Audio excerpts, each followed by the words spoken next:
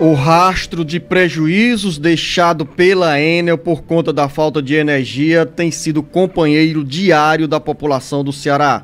A oscilação e a falta de energia elétrica tem sido constante e agora protestos contra a Enel começam a surgir no interior do Ceará. A população anda revoltada diante de tanto descaso e desamparo.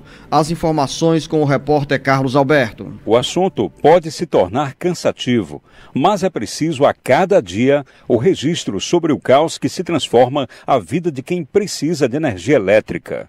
O final de semana, mais uma vez, foi marcado pela oscilação e a falta de energia elétrica em muitas comunidades de municípios da Grande Fortaleza e interior do estado. Em Trairi, moradores sentiram no início da tarde da sexta-feira o pico de energia, provocando, como aconteceu na sede da Rádio FM Agora 104.1, a queima de equipamentos. A emissora passou 48 horas fora do ar, mas o transmissor continua danificado, funcionando com limitações. Em Novo Oriente, na região dos Sertões de Crateús, moradores atearam fogo em pedaços de madeira em uma das vias do bairro Padre Joviniano para protestar contra a constante falta de energia elétrica e chamar a atenção dos poderes executivo, judiciário e legislativo e do Ministério Público Estadual sobre a necessidade de punição contra a Enel pelo descaso com a população. A Enel se sente intocável e poderosa e desmoraliza a todos, como aconteceu ao longo da semana passada na região de Ibiapaba, por conta das falhas na manutenção da rede elétrica do sistema de abastecimento de água. Em Caucaia e Maracanaú, na Grande Fortaleza, moradores das localidades de Mucunã e Taquara também sentiram mais uma vez na sexta-feira a frequente oscilação da rede elétrica, deixando muitos imóveis sem energia.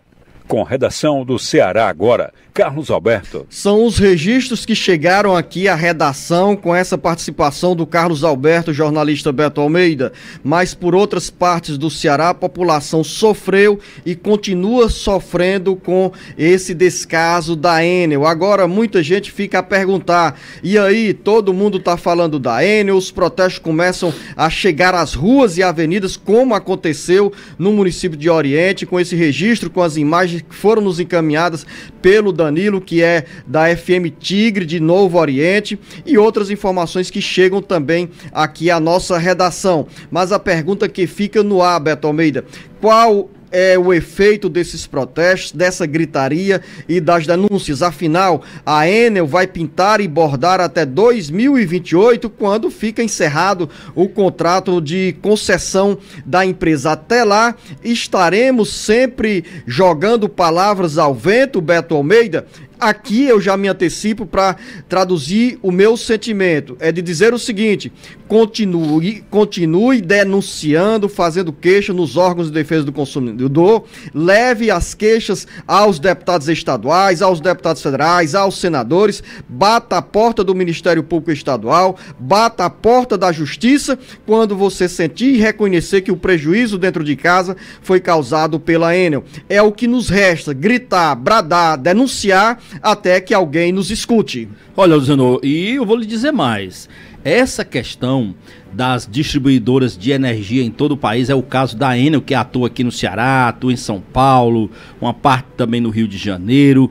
A gente não vai ver essa solução, ou pelo menos assim, imaginar, por exemplo, que a Enel vai ser punida e deixar o estado do Ceará, ou o Ceará vai caçar esse contrato de distribuição que a Enel tem hoje. Não vai, sabe por quê? Porque é o seguinte, na realidade o governo federal está muito preocupado, senhor, com essa questão da renovação da distribuidora de energia, porque imagine você que se não for colocado um contrato que seja interessante, eu colocar aqui interessante entre aspas, para as empresas, ou seja, que elas lucrem mais, que elas tenham mais retorno. Isso quer dizer que elas podem largar o mercado da distribuição de energia de vez, deixar tudo nas mãos do governo, ou seja, federalizando o serviço da distribuição de energia, e aí sim, meu amigo, é que a porca vai torcer o rabo, como se diz literalmente. O governo federal não quer, os estados não querem, deixa o abacaxi para lá. Deixa o abacaxi para lá, mesmo com todas as falhas na prestação do serviço.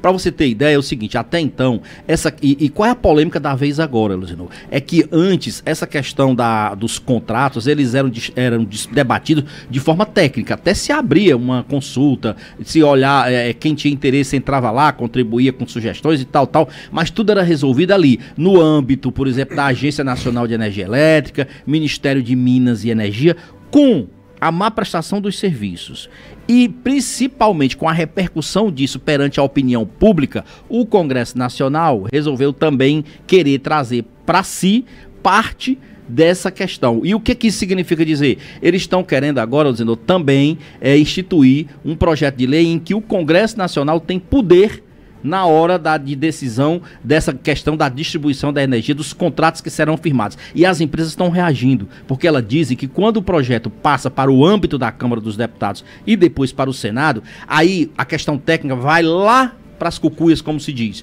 e vai prevalecer a questão política. Prevalecendo a questão política, eles dizem que não sabem o que vai vir sair daí. Por exemplo, que é um dos pontos polêmicos, hoje os contratos de concessão são em torno de 30 anos. E o projeto que está na Câmara dos Deputados, quer reduzir pela metade, para 15 anos. Quando reduz... Boa ideia.